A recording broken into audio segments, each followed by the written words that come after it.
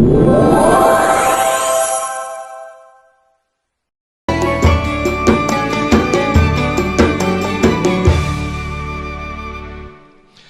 kasih pemirsa, masih bersama kami dalam Damai Indonesiaku. Ada di antara Bapak Ibu yang masih punya masalah dengan menantunya, atau sebaliknya menantu yang punya masalah atau dendam bahkan ke mertuanya, na'udzubillah.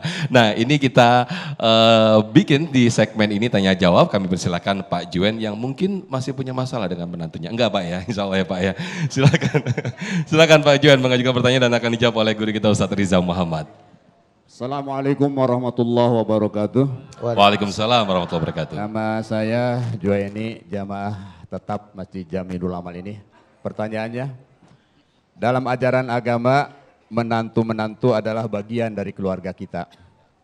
Bagaimana seharusnya mertua menerapkan sikap kasih sayang dan penerimaan terhadap menantu-menantu seolah-olah menantu-menantu tersebut adalah anak kandung kita sendiri. Terima kasih. Intinya bagaimana mertua bersikap kepada menantu agar tidak ada pilih kasih bahkan ya, begitu ya. Baik, terima kasih. Silakan Ustaz Riza Muhammad. Dalam Quran Surah An-Nisa 59, rumah tangga itu kerap institusi yang punya masalah. Ujian pasti ada. Prinsip yang kita tanamkan adalah fa in tanazza'tum fi syai'in farudduhu ilallah war rasuli. Kerap apapun yang terjadi, setiap masalah harus diselesaikan dengan Quran dan hadis. Yang namanya keluarga berarti kita berusaha untuk menerima menantu kita apa adanya. Betul? Dan itu apa yang dimainkan? Heart, hati. Itu kenapa kata Rasulullah, ala wa inna fil jazadil mudghah, idza salahat salahal jazadu kullu wa idza fasadat fasadal jazadu kullu, ala wa hiyal qalbu. Maka kita akan berusaha untuk mempermainkan hati kita berada di ranah yang benar. Bagaimana caranya? Hilangkan membenci kalau Anda bisa mencintai. Iya. Asik gak sih? Karena selama ini orang mengedepankan kebencian dulu. Harusnya cinta dulu yang kita kedepankan. Karena apa? Mencintai hamba Allah sama saja mencintai Allah. Ya gak sih? Mencintai menantu kita sama saja kita mencintai Allah. Karena apa? Perasaan cinta ini harus ditanamkan dalam kehidupan. Rasulullah adalah manusia yang paling lembut hatinya, mudah memaafkan. Kalau menantu sedang berbuat salah, wal ya'fu, maafkan dia. Wal yasfahu, lapangkan hati kita untuk menerima kealpaannya. Karena apa? Nobody's perfect. Tak ada manusia yang sempurna. Jangan sok-sok kita sok suci apalagi tidak bisa menerima aib orang. Karena demi Allah, Anda pun yang duduk di sini jangan berlindung di balik jubah dengan aibnya. Semua ini punya aib loh. Saya juga punya aib dan Allah tutup sekarang aib Anda. Nah, kalau ada orang menantu berbuat salah, kita tutup aibnya. Wal ya'fu, maafkan dia. Karena apa? Allah itu berprinsip 3 kategori yang dirindukan surga.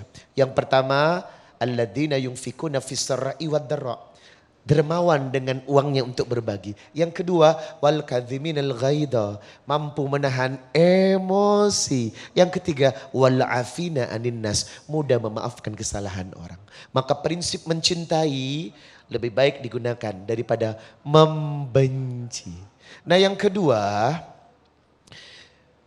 setelah mencintai berusahalah untuk bisa menerima kekurangannya.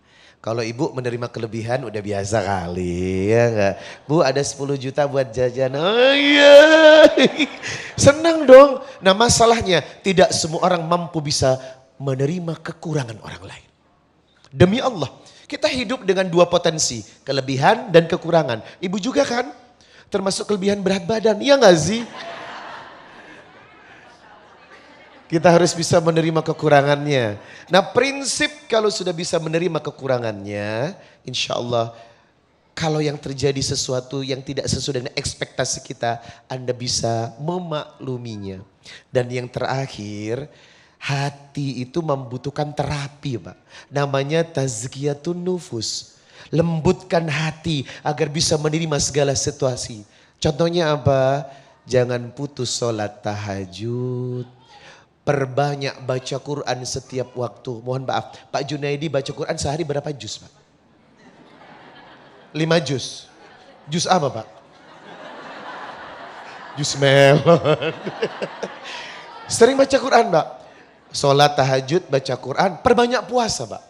Perbanyak puasa dan perkuat sedekah. Nah, konsep-konsep yang saya tanamkan ini adalah tazkiyatun nufus yang diajarkan Nabi. Karena apa? Anda tidak akan bisa mencintai kalau hatinya kotor, Pak.